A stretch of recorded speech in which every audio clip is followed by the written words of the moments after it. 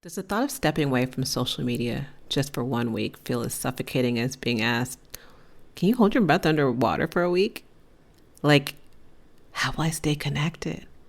What if something important happens?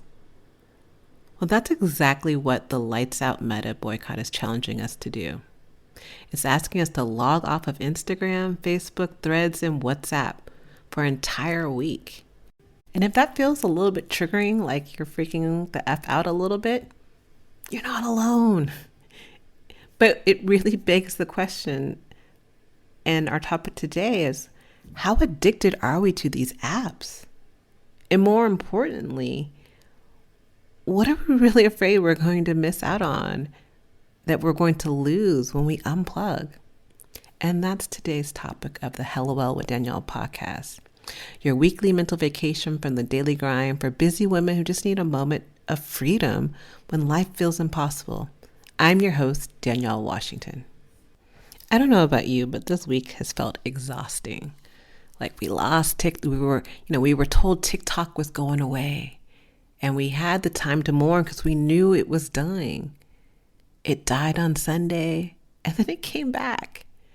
And now we're being asked to say, let's get off of all meta apps and show them the real power of the possibility that we own. I mean, don't get me wrong. This whole thing that with social media, it almost feels like social media is the new oxygen. Social media is the new oxygen that we can't breathe without it. The ideal of getting off of Instagram, Facebook, Meta, WhatsApp for a week just feels insane for so many people. When I remember when we didn't have these things, I remember life without social media.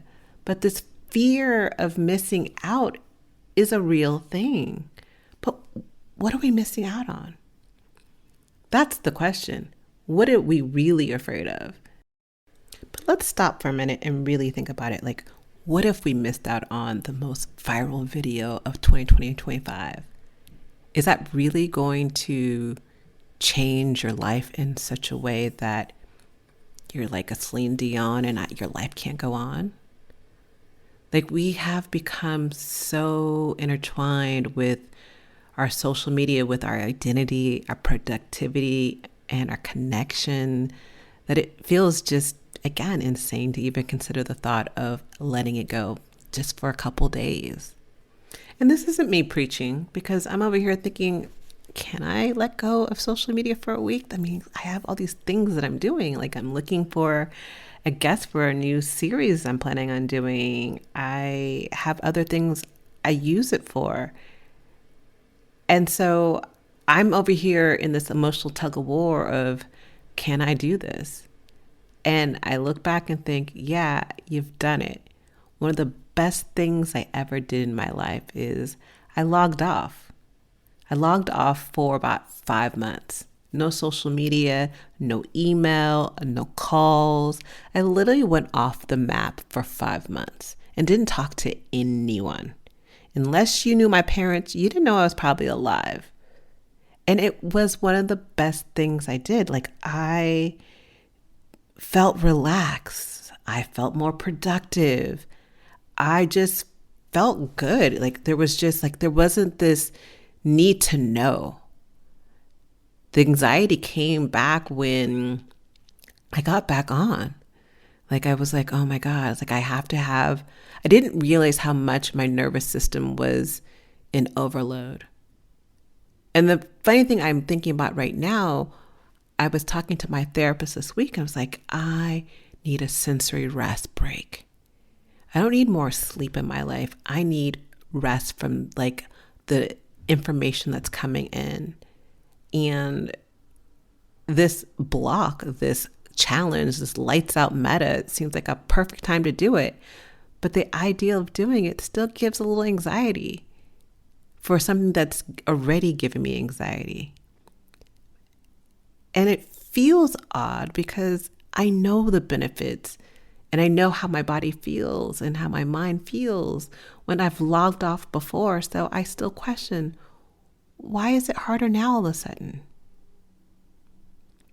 There are so many beautiful benefits like mental clarity, better focus, real life connections. Yet there is an addiction that I can sit here and say that I recognize that I have. And so, will I be doing the lights out meta? Maybe not fully, but I'm going to start trying to do a little bit more because I know right now I need the sensory rest. No matter if you're planning on doing it or not, I think the situation and the ideal of lights out meta is asking us, what is our relationship with social media? And is it a healthy relationship? And that's only something you can answer. I can't answer that for you. As I sit here and look at my own relationship with social media, I can say right now, we're not healthy. And it's something for me to look into. And that leads us into this week's segment of What's Holding You Back, where we explore what might be holding you back even when you don't even realize you're being stuck. And this could be something that's holding you back from living the life that you truly desire. This week, we're talking about the fear of stillness.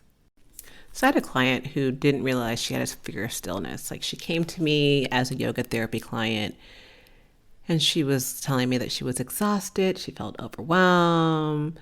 Like, she was always craving rest, but like every time she tried to like shut down, whether it was through meditation, day off, or just sitting in silence, she'd feel like there was this intense feeling of discomfort. Like she felt physically uncomfortable doing it. And the quietness made her feel restless. She felt uneasy and sometimes even more anxious than when she was busy. And there was obviously a couple of ways we could have handled this. Could have thrown her into a silent meditation, which seemed like the dumbest thing I could have done, because here's the thing, stillness doesn't have to mean silence. There's so many different ways to find and create stillness. You do it through movement, through sound. And so I introduced her to a Kundalini yoga meditation that used chanting, where through the repetition of sound, gave her something to focus on, easing her mind into a quieter state with this feeling that she was able to do in a comfortable way that her nervous system felt okay. And through this practice, she actually gradually became more comfortable with the ideal of stillness. Got her to do a digital detox after she kind of was able to have this moment of, okay, I can still my mind in different ways. Because through that awareness, through the chanting, she was realizing that in her time off, she was using social media as her mental break, but it really wasn't a break. What she was starting to realize through our sessions is that it wasn't that she was needing more physical rest. She was needing sensory rest. She'd been taking in so much information when she was working and moving, and when she wasn't moving, she was still on because she was on social media. So through the breath work we were doing, through the meditation, through some movement, and through mindfulness practices such as doing a digital detox, over time she realized that that fear of stillness wasn't really about being still at all. It was about that surface level of what does it mean to have a quiet space?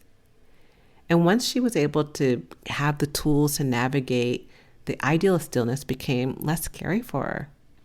It was more of an opportunity for her to find that true rest and that connection in herself. So it begs me to ask you again, as you asked you early in the conversation, as you start to reflect on your own relationship with social media, like, the real question is, can you step away? And if not, why? Because maybe it's not just about social media. Maybe it's about what it's filling for you, what it's giving you, what it's distracting you from. The truth is, taking a break, big, small, 1 day, 5 days, 5 months, might show you just how much it's affecting your life. Maybe help you figure out that you may be missing out on things you didn't even realize you were missing out on. So what's your move? Are you logging off? Is it lights out meta? Are you staying plugged in? Either way, it's time to keep it real with yourself, because honestly, that's the only relationship that matters. Be honest with yourself. How much is social media affecting your relationship with yourself? Until next week, ciao.